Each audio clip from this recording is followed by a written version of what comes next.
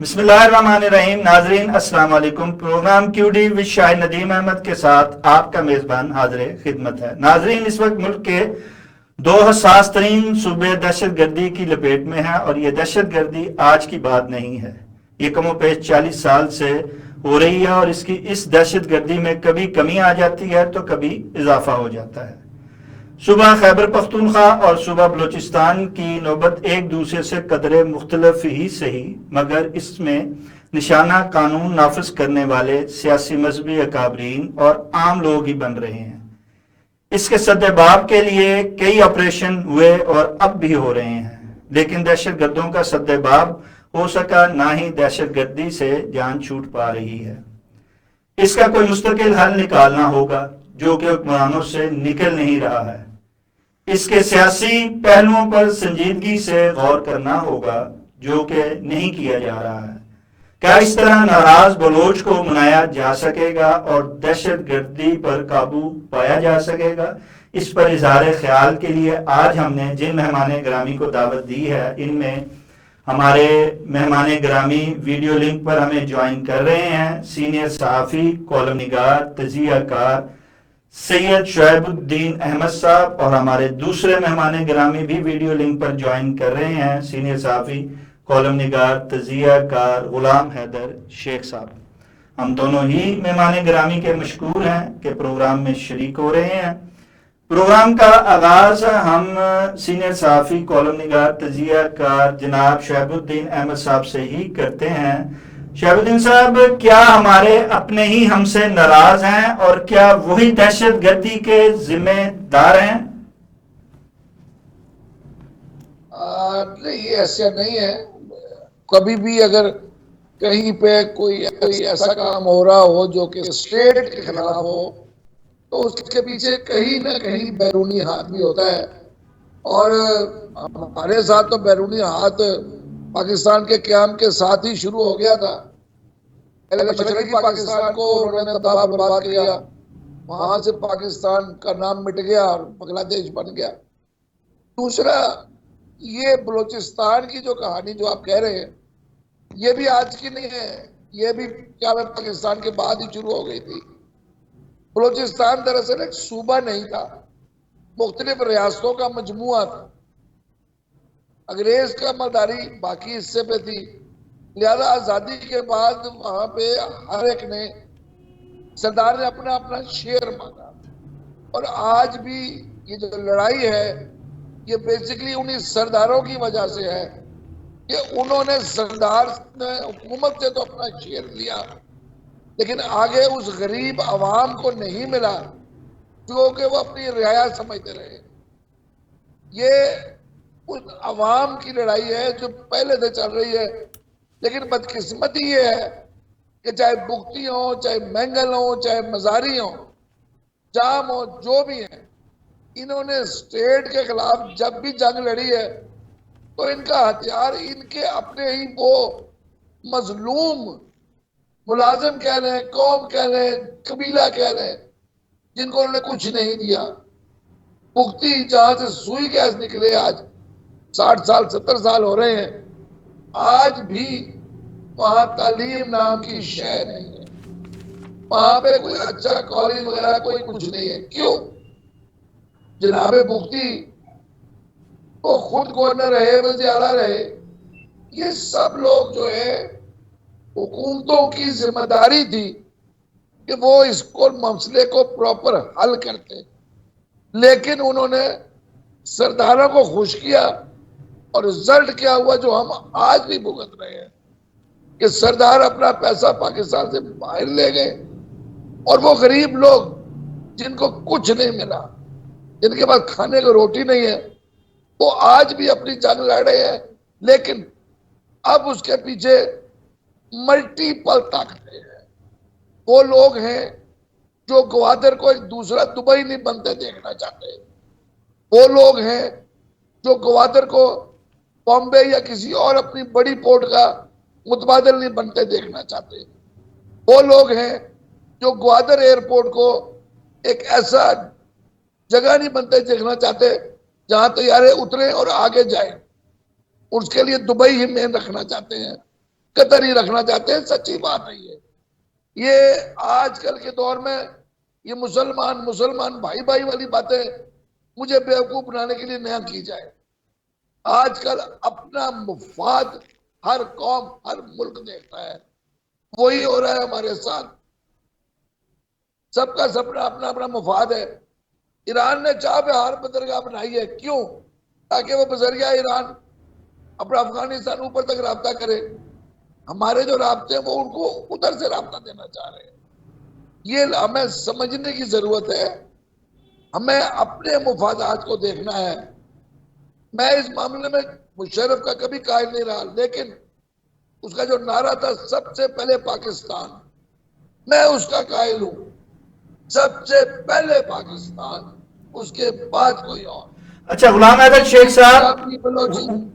शेख साहब, जैसा कि अपना सैयद शोएबुद्दीन साहब कह रहे हैं कि ये लड़ाई जो है वो आम महरूम तबके की नहीं है बलूचिस्तान के, ये सरदारों की लड़ाई है जो कि बलूचिस्तान को तरक्की याफ्ता होते देखना नहीं चाहते हैं।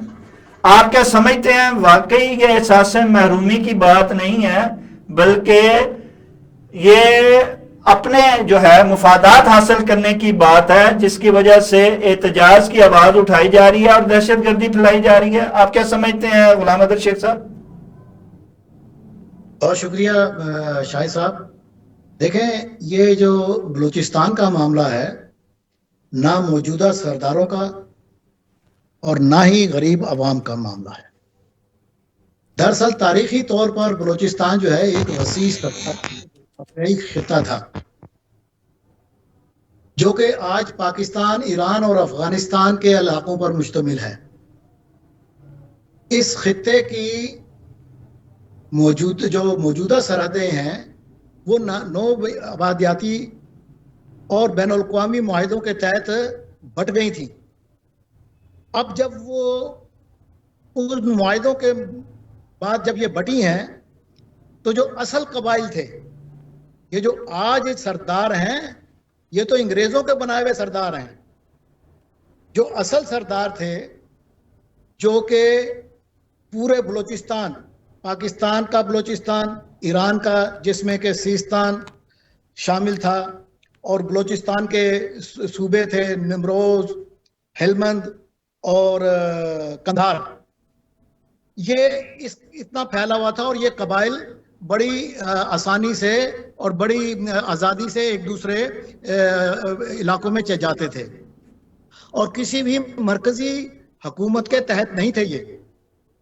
तो जब अंग्रेज ने खासकर 1817 की बात है मेरे ख्याल में कि 1871 में 71 में जब 1871 में बरतानवी हुकूमत ने एक मुआहदे के तहत ईरानी बलूचिस्तान को अलहदा कर दिया।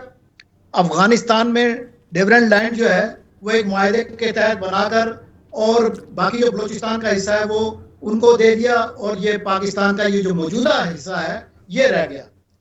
तो उस वक्त जो इसके असल कबाइल थे वो मुजाहमत पे आ गए, और इनकी मुजाहमत उस वक्त ज्यादा बढ़ी जबकि खान ऑफ कल्लात ने बलूचिस्तान को पाकिस्तान में शामिल होने का अंदिया दे दिया और इस पर राजी हो गए। ये 1948 की बात है। तो अब जो जिनको आप नाराज कहते हैं, नाराज वराज कोई भी नहीं है। ये जो मुल्क दुश्मन ताकतें जो हैं, और पाकिस्तान ने साबित किया है कि बलूचिस्तान में बैरूनी ममालिक की दखलंदाजी है। कलभूषण जाधव को पकड़ के दुनिया के सामने वादा किया है कि ये देखें, ये हमारे बलूचिस्तान में, हमारे मुल्क में ये दहशतगर्दी कौन कौन फैला रहा है। तो असल जो कबाइल हैं वो इस दहशतगर्दी के पसे पर्दा चले गए, जो कि असल इसके मालिक थे। अब जो है, अब तो ये आलमी ताकतें हैं जो कि वहां के जो ज़खायर हैं, उनके ऊपर जिनकी नजर है, वो पाकिस्तान को मुस्तहकम होने नहीं दे रहे। इसमें नाराजगी वाली भी कोई बात नहीं है, इसके किसी के हकूक के मारने वाली भी बात नहीं है। माजरत चाहता हूं। अब जहां तक हकूक की बात है तो बलोच जो अवाम है, जो मौजूदा पाकिस्तान में जो बलोचिस्तान है, उसमें जो रिकॉर्डिंग और के सोने के ज़खायर, तांबे के ज़खायर हैं, गैस है और दूसरे जो हमारे मादनियात हैं, वाकई ही उसमें से उनको हिस्सा ग्वादर है, ये उनको मिलना चाहिए। जो एहसास महरूमी आप लफ्ज इस्तेमाल करते हैं ना, वो ये एहसास महरूमी है। इस एहसास महरूमी को खत्म करना होगा, वरना नाराजगी कोई भी नहीं है। नाराजगी तो एक शोशा है, असल में बैरूनी ताकतें हैं वहां पर, और जो सही इसके मालिक थे बलूचिस्तान के पूरे इस खित्ते के, वो तो पसे पर्दा चले गए हैं। नहीं, अपना सैयद शोएबुद्दीन अहमद साहब, तो ये तो मानना पड़ेगा ना कि जैसे कुछ लोग जो है वो बैरूनी ताकतों के हाथ के खिलौना बने हैं, और जो ज्यादातर लोग हैं वो तो एहसास महरूमी का शिकार चले आ रहे हैं एक अरसा दराज से। तो वही लोगों के बारे में कहा जाता है कि वो हमसे नाराज हैं। तो क्या हमने नाराज बलोचों को मनाना है कि दीवार से लगाना है और दहशतगर्दी को बढ़ाना है? क्या हमें दहशतगर्दों और नाराज लोगों में तफरीक करना पड़ेगी या दोनों के खिलाफ यकसा कार्रवाई करना पड़ेगी? जी सैयद शोएबुद्दीन साहब। हम सेटल्ड एरिया में रहते हैं, ठीक, एक ऐसा इलाका जहां पर हुकूमत है, बकायदा एक निजाम है, जहां पर कानून है। आज भी बलूचिस्तान में 70% इलाके पर पुलिस का कंट्रोल नहीं है। वहां आज भी लेवीज है, लेवीज वहां पर है, और लेवीज के जरिए गवर्नमेंट वहां पे काम चलाती है। वहां पुलिस नाम का कोई थाना नहीं है। 87 में मैं ईरान गया बाई रोड, आप यकीन करेंगे, हम कोयटा से निकल के तफ्तान तक एक ऐसे सहरा में गुजर के गए जहां सड़क नाम की शय नहीं थी। एक निशान था ट्रैफिक के गुजरने का जिस पे वो बस जा रही थी। असर की नमाज के टाइम उन्होंने हमें एक झोपड़ी पर रोका और उन्होंने कहा जी यहाँ वजू कर रहे हैं। तो एक तरफ एक बड़ा सा टायर रख के नीचे पानी तक रसाई दी थी। हमने वो डोल डाल के पानी निकाला, मैं उससे कुल्ली नहीं कर सका, वो समुंदर से ज्यादा खारा पानी था। ये हालात 87 में थे। क्या हमारा कसूर नहीं कि पसनी और माड़ा, ये सारी चीजें, ये इलाके, ये बंदरगाहें हमने डेवलप नहीं की? ये बंदरगाहें हम डेवलप कर लेते तो यहाँ छोटे शहर बन जाते। छोटे शहर बनते, एक एक दो दो फैक्ट्रियां लग जाती, माहीगीरों के लिए ही वहां पे बना देते, वो बर्फ खाने बना देते, कोई उनको मछलियों को पकड़ने का बेहतर सिस्टम कर देते। आज वो लकड़ी की लांचों में जाके पकड़ते हैं, उनके पास अच्छी बनी हुई तैयार बड़ी लांच नहीं है जिसके अंदर बर्फ खाना हो, नीचे अंदर ये जो पकड़ के लाए वो उसमें रख के ले आए। उन्हें मछली पकड़ते ही भागना पड़ता है पोर्ट्स की तरफ ताकि मछली खराब ना हो। लेकिन ये सारी चीजें हम जिम्मेदार हैं। पसनी और माड़ा ग्वादर में आज भी वहां पे आपका जो माहीगीर है वो चीखता चलाता है, भाई आपके अपनी पब्लिक को सहूलत देना। ये तीन बड़े ये सूबाई हुकूमतों का काम था और हर दफा सूबाई हुकूमतें दावेदार रही हैं और मरकज भी इस बात का दावेदार रहा है कि हम लोग उनको दे रहे हैं और सूबाई हुकूमतें ये दावेदार रही हैं हम लगा रहे हैं। लेकिन जैसे आपने तफसीर बयान की, फिर वो कहां लगा रहे हैं और कहां जा रहे हैं? वो पैसा फिर मैं कह रहा हूं एमपीए एमएनए की जेब में गया। एमपीए एमएनए वो सरदार हैं जो हर इलेक्शन में अपने कबीले का वोट लेके आते हैं। 4-4 हजार वोट लेके वो लोग मुंतखब हो जाते हैं। 4,000 वोट वाला कौमी असेंबली में बैठा होता है। इतना वोट तो लाहौर का 15 मेयर ले लेता है अपने यूसी से। लेकिन इसमें एक और तासुर भी तो है कि वहां पे जो है वो इलेक्शन तो होता ही नहीं, वहां तो सिलेक्शन हमेशा होती आ रही है। सिलेक्शन कौन करता है? हुकूमतें ही करती है ना, जी जी। रियासत मुलवस है ना, कि रियासत सबसे बड़ी ताकत है। रियासत का काम है इन चीजों को देखना।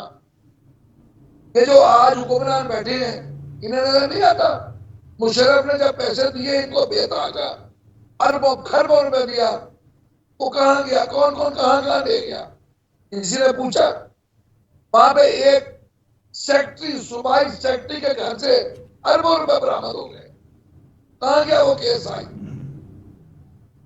किसी ने पूछा उसको? देखे, एक सूबाई सेक्रेटरी उसने अरबों कमा लिए, तो मिनिस्टर और एमपी एमएनए की बात क्या होगी?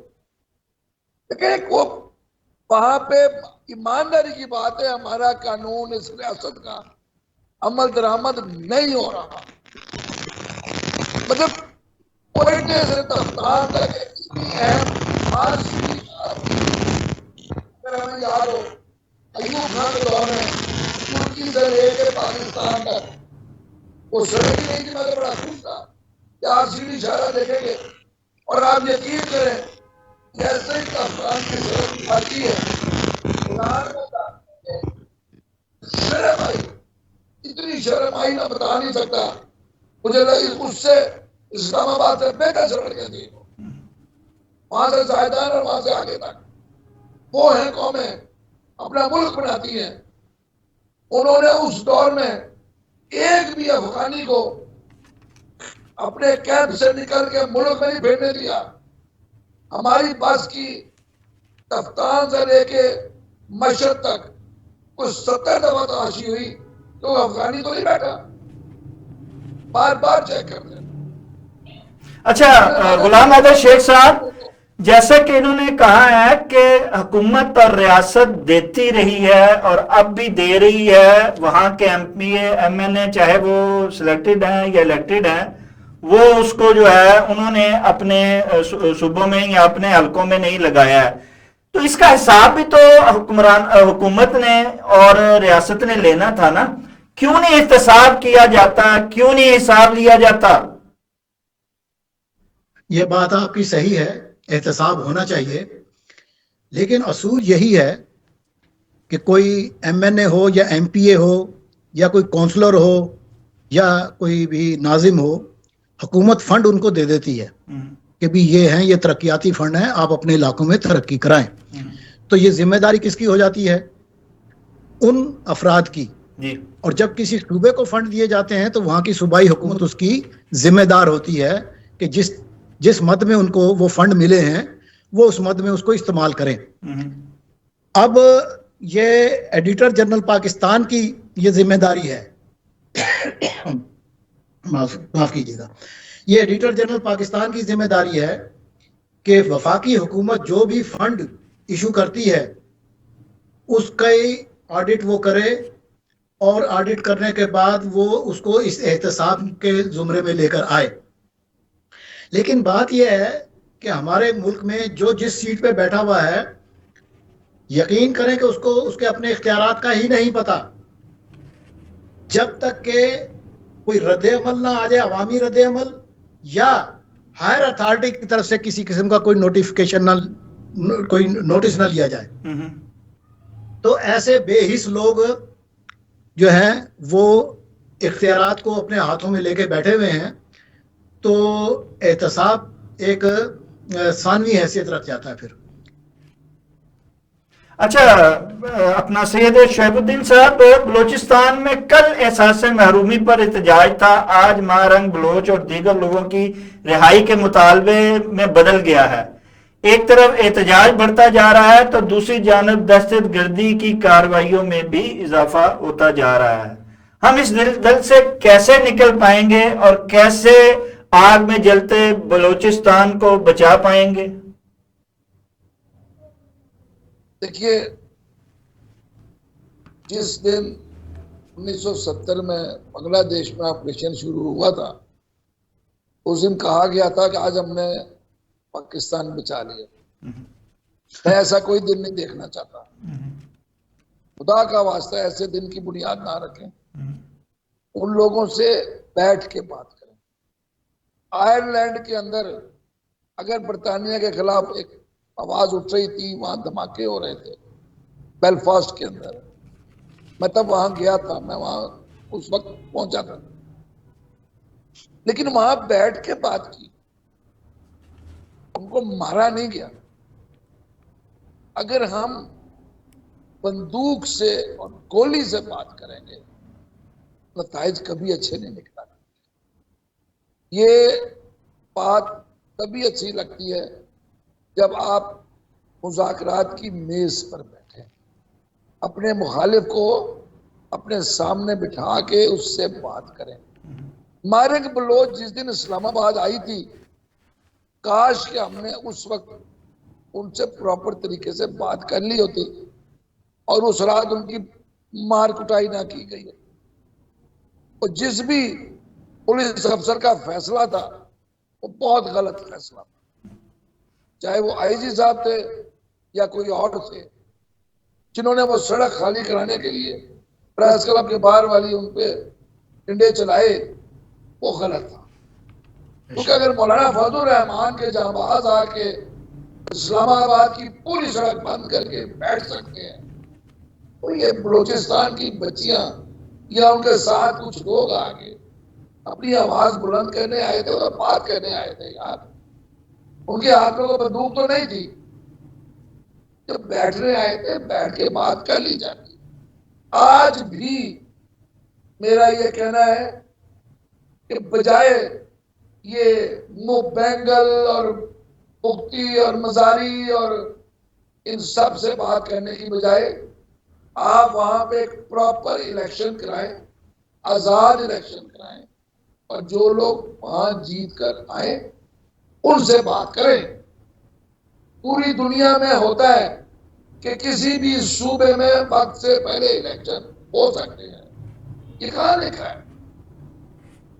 ये रियासत को चाहिए बलूचिस्तान में कौमी यानी सूबाई इलेक्शन करा दे यार, और जो लोग जीत के आए आप उनसे बैठे, उनसे बात करें, उनके मसाइल हल करें और देखें वो क्या मांगते हैं आपसे।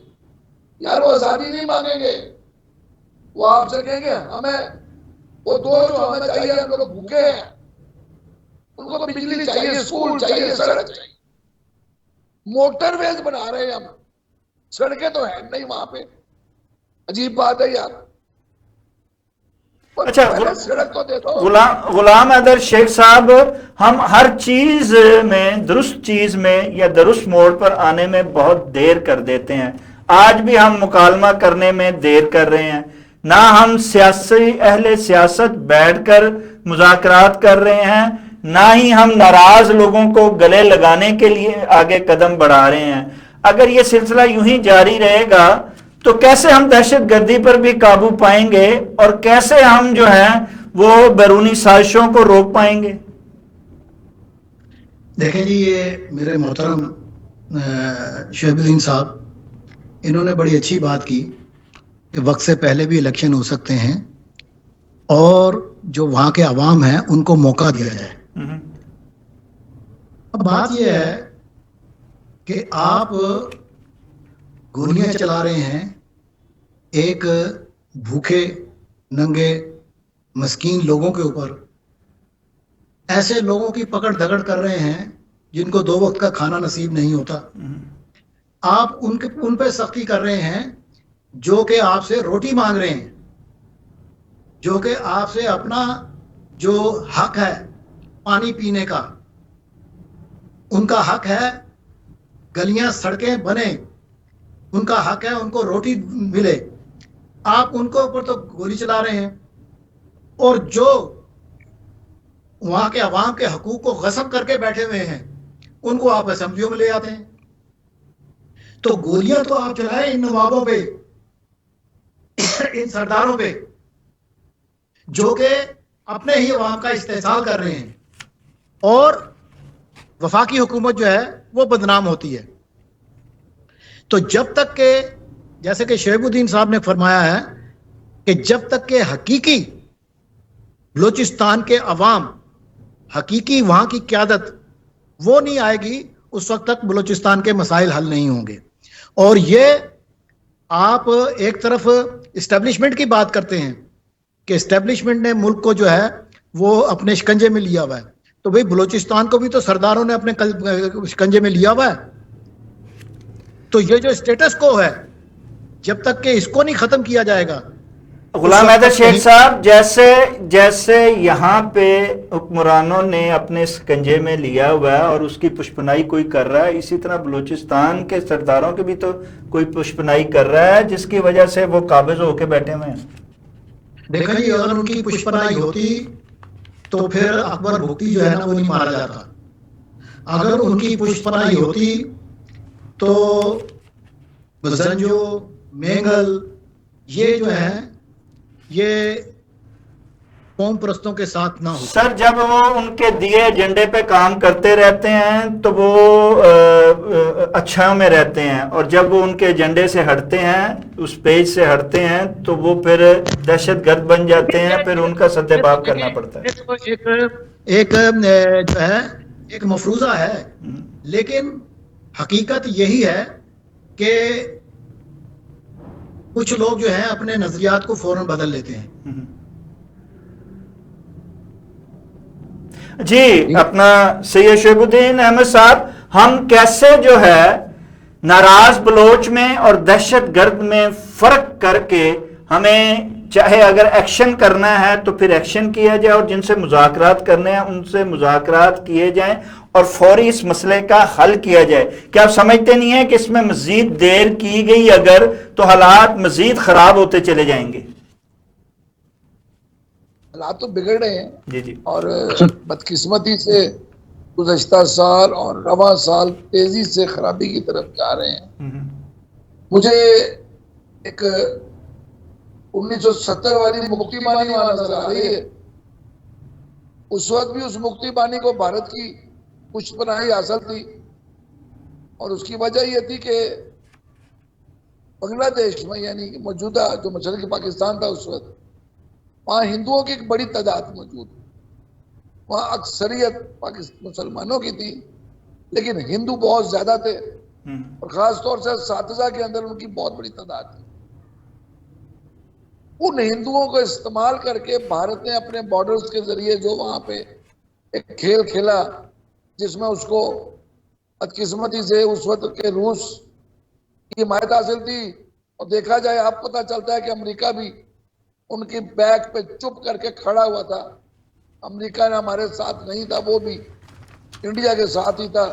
शोएबुद्दीन साहब, जब तक हम खुद अपने मामलात नहीं सुधारेंगे तो दुश्मन कुव्वतें तो जो है वो वार भी करेंगी, अपने मुफादात भी इस्तेमाल करेंगी और दहशतगर्दी भी फैलाएंगी। वो तो अपने सारे अरबे आजमाएंगी। हम क्यों नहीं अपने मसाइल खुद बैठ के हल करने की कोशिश करते? मैंने पहले भी यही कहा, ये बाहर का हाथ है जी जी, लेकिन हम जिम्मेदार हो गए जी।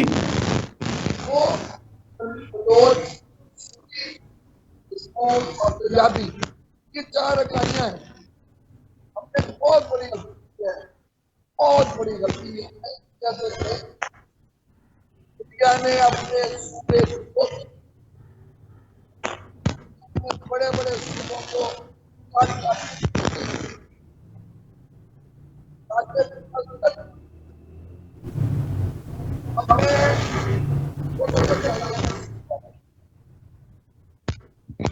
आज पंजाब के भी। शेख साहब, आपकी आवाज रुक रही है, जरा अपनी आवाज को ठीक उतनी देर कीजिए। मैं गुलाम हैदर शेख साहब से आखिरी सवाल पूछ लेता हूँ। गुलाम हैदर साहब, हमने मसाइल का हल निकालना है और हुकूमत और रियासत ने बैठ के एक मसले का हल ये निकाल लिया है कि अब जो है वो सारों के साथ यकसा सलूक किया जाएगा। अब मुज़ाकरात नहीं होंगे, बल्कि अब इन ख्वारिज का खात्मा किया जाएगा और एक ही तरह का। क्या आप समझते हैं कि ये फैसला दुरुस्त है? क्या हमें नाराज में और ख्वारिज में तफरीक करके बात नहीं करनी चाहिए और आगे बढ़ना चाहिए और मसले का हल निकालना चाहिए? देखिए, जहां तक ख्वारिज का ताल्लुक है तो वो तो इस्लामी नुक्ता नजर से ख्वारिज वो हैं जो कि अपने आप को आप सल्लल्लाहु अलैहि वसल्लम से बढ़ के आलिम समझते हैं, और वो ये समझते हैं कि हमसे ज़्यादा फहमुल कुरान कोई भी नहीं है, तो ख्वारिज उनको कहा गया था। आज के दौर में ये जितने भी हैं ये सारे दहशतगर्दी ही के जुमरे में आते हैं, ठीक। और ये दहशतगर्दी ही है। और दहशतगर्दी दुनिया में कहीं भी जहां भी होती है, आप देखें कि वो सारा मुल्क किस तरह एकदम एक हम आवाज होके, मीडिया उनका कैसा एकदम हम आवाज होके तवातर से, यानी कि लम्हा बा लम्हा उन दहशतगर्दों की तस्वीर, उन दहशतगर्दों के अमाल, उन्होंने क्या किया, क्या हुआ, क्या नहीं हुआ, सारा कुछ वो दुनिया के सामने रख देते हैं। हमारे यहाँ इतने इतने सानहे होते हैं, लेकिन हमारा मीडिया जो है वो सिर्फ एक खबर ही चला रहा होता है, वो कुछ नहीं दिखा ही नहीं सकता। हमारे यहाँ एक पैमरा के कानून है, एक पीका का एक्ट है, दूसरी चीजें हैं, यानी कि हम इस कदर बेबस हैं कि हम दुनिया के सामने अपना नुक्ता नजर पेश ही नहीं कर सकते। जब हम दुनिया के सामने अपना नुक्ता नजर पेश नहीं कर सकेंगे तो दुनिया तो यही समझेगी कि इनके यहाँ कुछ भी नहीं हो रहा। भाई आपको भी जैसे कि मुंबई में हमले हुए, तो देखें रात दिन उनका जो है वो लम्हा व लम्हा वो उनकी खबरें दे रहा था, उसके होटल की क्लोजअप भी हो रहे थे, अंदर क्या हो रहा है, बाहर क्या हो रहा है, वो सारा कुछ ही बता रहे थे दुनिया को। ये हम लुट गए, ये हम मर गए, हम पे जुल्म हो गया। लेकिन हमारा जाफर एक्सप्रेस पे ये इतना बड़ा सानहा था, उसकी सिर्फ एक स्टिकर ही चलता था, कुछ नहीं बताया गया कि क्या कर रही है हुकूमत, क्या हो रहा है, क्या नहीं हो रहा है, कितने लोग मर गए हैं, कितने लोग जिंदा हैं, और ये जिनको ख्वारिज कहते हैं ये कहाँ से आए, इनका ताल्लुक क्या है। और ये चीजें जो है ना, जब हम मख्फी रखेंगे इन सब बातों को, तो आलमी तौर के ऊपर आप एकदम तन्हा हो जाएंगे, फिर आपके साथ कोई भी नहीं खड़ा होगा जब तक कि आप पूरी तफसील ईमानदारी से दूसरों तक। अच्छा शुएब साहब, क्या यही तन्हाई है कि अब हमारे खिलाफ जो है वो अमेरिका पार्लियामान में बिल भी आने शुरू हो गए हैं? क्या हम अब इतने बेख्तियार हो गए हैं कि हमें दूसरे डिक्टेशन देंगे और हमें वो बताएंगे कि हमने कैसे चलना है और कैसे आगे बढ़ना है? देखिए बात यह है, आज से नहीं 25-30 साल से बाकायदा छप रहा है कि इस सन में जाके 2030 में जाके पाकिस्तान को इस तरह तकसीम कर दिया जाए। हमारी रियासत की तबाही की पेशिंगोइयां जारी, ये उसी का प्रोसेस है, और हम बदकिस्मती से उसको नाकाम बनाने के लिए वो कुछ नहीं कर पा रहे, वो इकदाम नहीं कर पा रहे जो हमें करने चाहिए। ये एक बड़ी बदकिस्मती है। मैं तो यहाँ यही कहूंगा कि अभी ऑडिटर जनरल साहब की बात की थी, तो ऑडिटर जनरल एक जमाने में पाकिस्तान की दूसरी सबसे बड़ी पोस्ट थी, अयूब खान के बाद, सदर अयूब के बाद सेकंड ताकतवर तरीन बंदा कह रहे, स्ट्रॉन्गेस्ट पर्सन कह रहे, वो ऑडिटर जनरल होगा। आज बदकिस्मती ये है कि अभी पिछली दिहाई में एक ऑडिटर जनरल ने एक हमारी हुकूमत के खिलाफ कुछ कागजात सामने लाए, तो उनको जलीलो ख्वार रुसवा करके निकाला गया वहां से। जब हम अपने एहतसाब करने वालों के साथ ये सलूक करेंगे तो कुछ अच्छा नहीं होगा। एक बात याद रखिए, जो काजी है वो जब तक बाइख्तियार है उस मुआशरे के अंदर किसी बुराई में जुर्रत नहीं के पनप सकते। जब तक फैसले आएंगे, सजाएं मिलेंगी, कानून पे अमल दरामद होगा, तभी मुल्क चलते हैं। जहां कानून नाम की शय कोई ना हो, जहां सरेआम एक शख्स को कत्ल कर दिया जाए, उसको जला दिया जाए और वो केस चलता रहे और फैसले भी ना हो, एक डीएसपी का बच्चा कत्ल हो जाए और वो इतना मजबूर हो जाए कि मुल्क छोड़ जाए बजाय अपना इंसाफ लेने। कराची में क्या नहीं हुआ, वो पुलिस वाला भूल गए आप कोयटा में जी। जिसको एक ताकतवर एमपी ने गाड़ी से उड़ा दिया था, क्या होगा? उसके घर वालों को जाके ये पैसे पकड़ो, नहीं तो अपनी लाशें उठाओ। वो बेचारे अपने पैसे लेते हैं, लिख के दे देते हैं, हमें कुछ नहीं लेना देना। इस मुल्क के अंदर ये जो कानून है ना, आई एम सॉरी, ये कानून जो इस्लामी है कि आप पैसा ले सकते हैं, ये हमारे माशरे के लिए नहीं है। ये इस्लामी कानून वहां था जहां पे इस्लामी हुकूमत थी। यहां कौन सी हुकूमत है भाई? यहां आप जिसको मर्जी मार दे और उसके वालदैन से कहें ये 2 करोड़ रुपया, खबरदार जो बाहर निकले बस सबको मार दे। यहाँ तो रेमंड डेविस हमें मार के चला गया, हमें खरीद के चला गया। रेमंड डेविस ने हमें खरीदा और जिन लोगों ने वो पैसे लिए वो भी तबाह बर्बाद थे, वो लड़के मरे आपस में सारे रिश्तेदार।